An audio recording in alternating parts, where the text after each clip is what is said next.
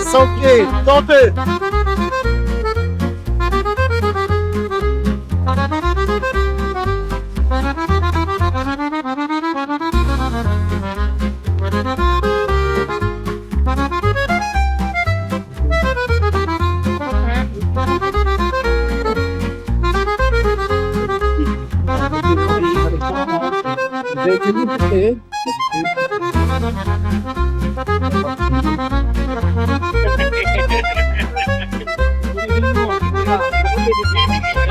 Bonjour Monsieur Zemmour, vous êtes là au Salon de l'Agriculture, qu'est-ce que vous êtes venu faire ici?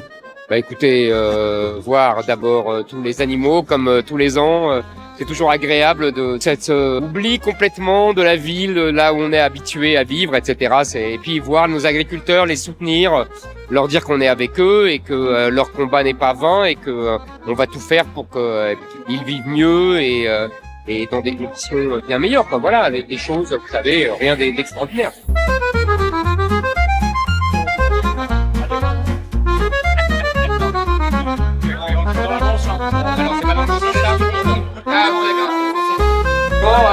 Je prends les bons. Ah, elle est bien. Ah, ouais, bien fait.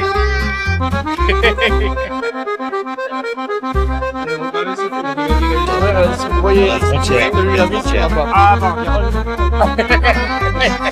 moi, je préfère ta mère, mais bon, c'est pas grave. Hein. Mais tu l'embrasses pour moi. Il y a des produits français qui peuvent supporter les taxes, les produits de luxe, etc., comme les grands vins et tout. Et il y a d'autres produits qui peuvent plus difficilement supporter les taxes. Donc, il faut négocier avec eux. Et on voit ce qu'on nous donne, qu'on échange, c'est ça que je pense.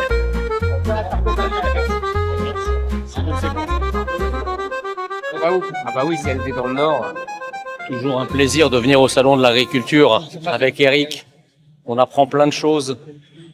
Et c'est un domaine qui est en danger parce que nous avons une désagriculturation de la France, comme nous avons une désindustrialisation de la France. La haine de la France qui a déjà tout détruit, eh bien, l'agriculture est le seul domaine qui reste encore debout et qu'il leur faut absolument détruire. Nous sommes là pour défendre le monde agricole et en faire la terre de reconquête de la France. Parce que comme disait nos bons rois de France, labourage et pâturage sont les deux mamelles de la France. Faire de la France à nouveau un grand pays. Make France great again. Merci Jean Messia. J'ai démarré tout jeune en élevant des races borsalaises. Et aujourd'hui, c'est Mortillon, il m'appelle le vieux. Et c'est 4 camarades. Ah, vous êtes aimable, ah non, mais...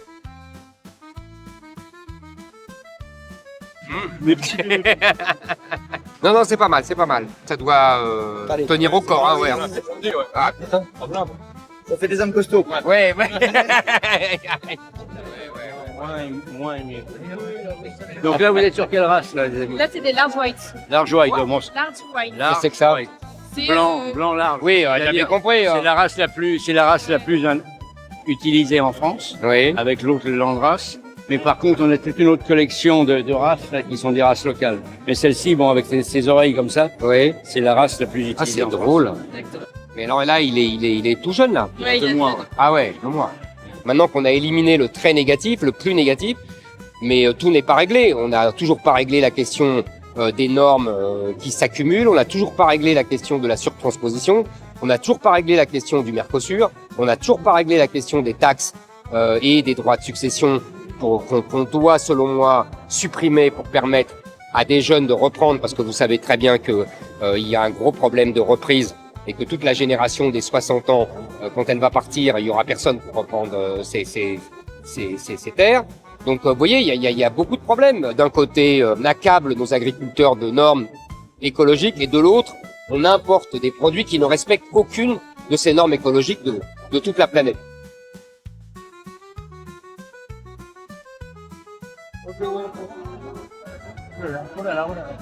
Ah, super.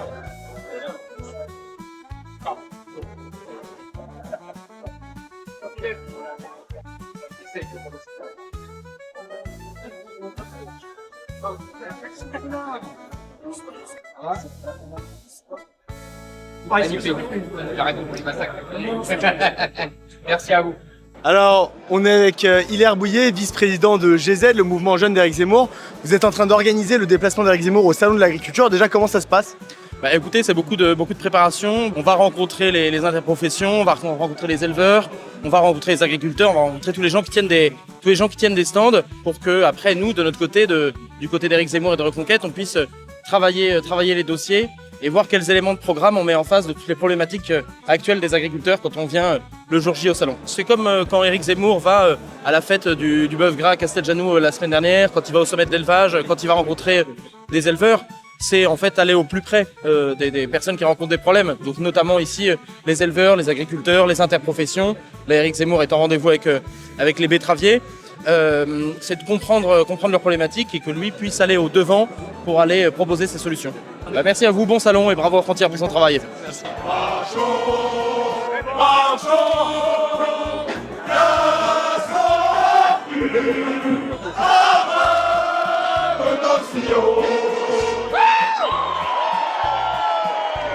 Eh bien, par le plus grand des hasards, on tombe sur le député RN Olivier Lopez Dugroli. Qu'est-ce Ça que va vous faites là? Eh bien, il y avait l'inauguration de la Chambre d'agriculture de l'Hérault. Donc, on était avec nos agriculteurs, nos viticulteurs, pour discuter et pour boire un petit verre aussi avec eux. Bon, il y a monsieur le député qui veut nous offrir un petit verre. Hop, tiens, Eh bien, merci. santé. On est santé, hein? Santé, santé.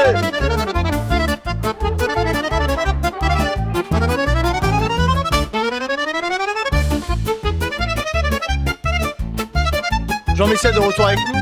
Le média qui est le plus légitime à être aujourd'hui sur le salon, c'est Frontières. Parce que c'est exactement ce que réclament tous les agriculteurs. Des frontières pour les protéger. Voilà, merci. Parce que quand on parle de souveraineté alimentaire, pour nous, ça ne veut pas dire la même chose que pour les autres. Pour la souveraineté, c'est d'abord quand même que nos agriculteurs arrivent à répondre en termes de production à notre...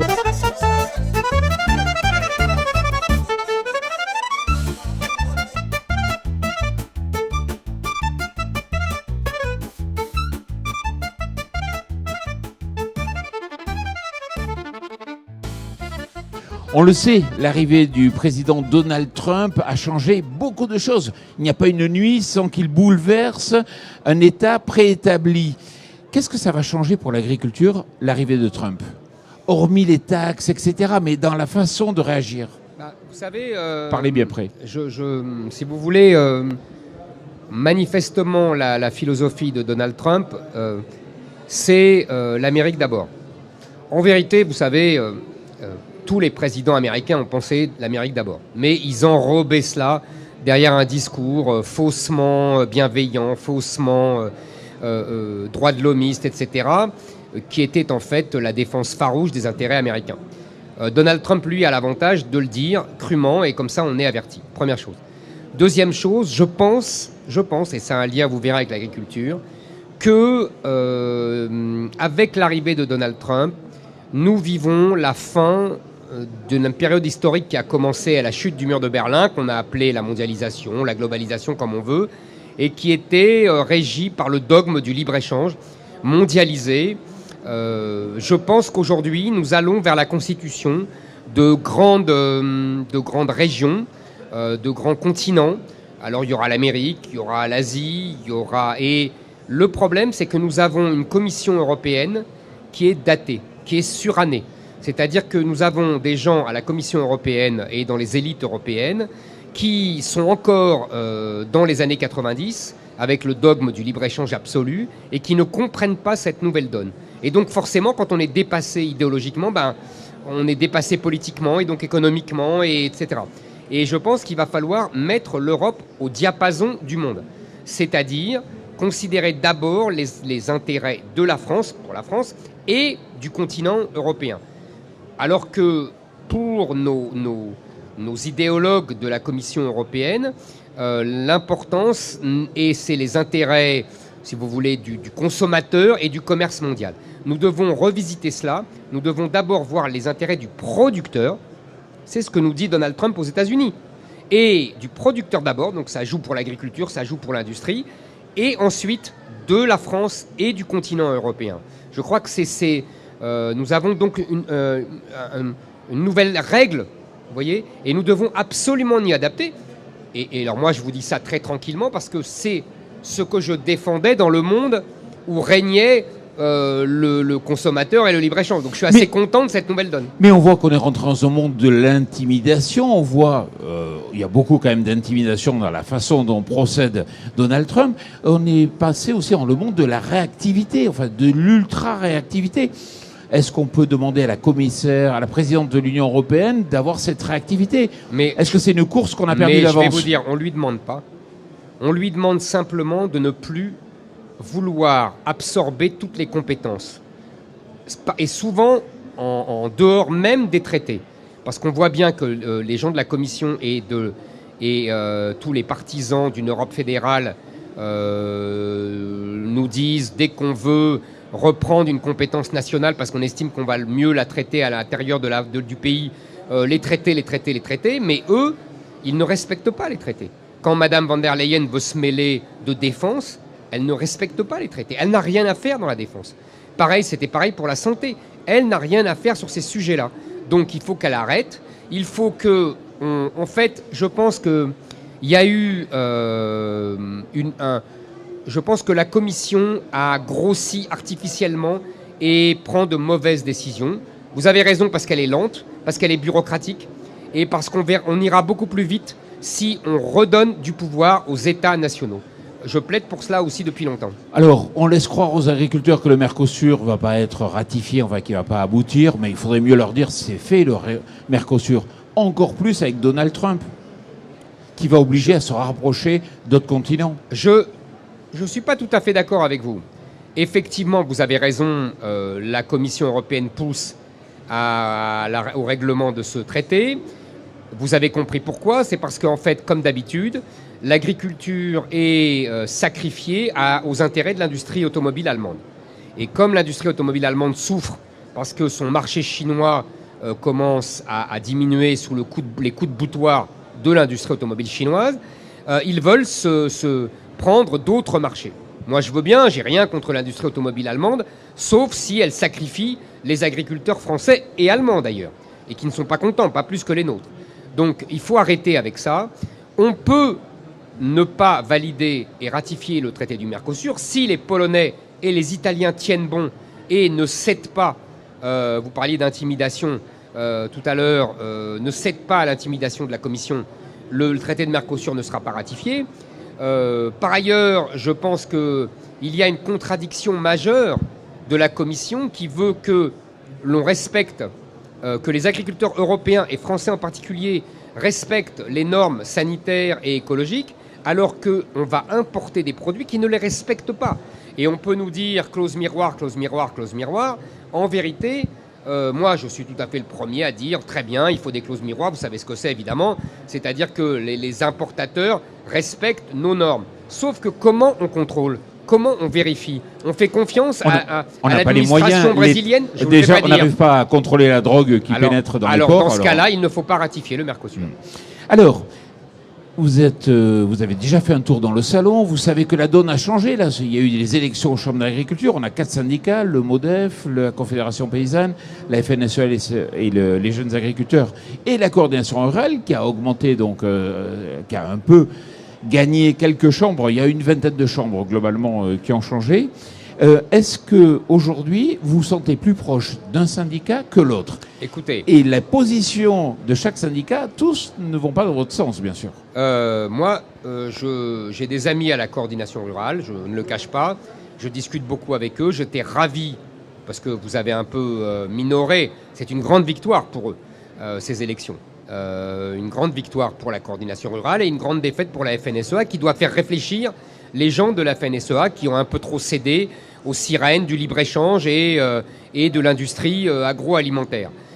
Donc je pense que la coordination rurale pose de bonnes questions, a de bonnes réponses. Par exemple, c'est avec eux, j'en ai beaucoup discuté, que m'est venue la réflexion sur la sortie de l'agriculture des accords de libre-échange, à la manière de la culture. On pourrait faire une exception agriculturelle. C'est aussi avec eux que je discute comment traiter la question de l'immigration. J'ai bien compris qu'ils avaient besoin ponctuellement d'immigrer pour certaines récoltes. J'ai bien compris qu'ils avaient beaucoup de mal à trouver des Français, je ne l'en disconviens nullement. J'ai bien compris que la technologie, les robots, etc., n'était pas suffisante. Maintenant, moi, je veux absolument arrêter ce que j'appelle le grand remplacement et qui est en train de remplacer, de changer complètement la face du pays. Et les agriculteurs, souvent avec qui je discute, sont tout à fait d'accord avec moi. Et donc il y a une contradiction entre eux. Évidemment, je les comprends aussi, ils veulent sauver leurs récoltes. Parce que pour les récoltes, c'est effectivement... Vous avez raison. Donc nous devons trouver des solutions à court terme et à long terme.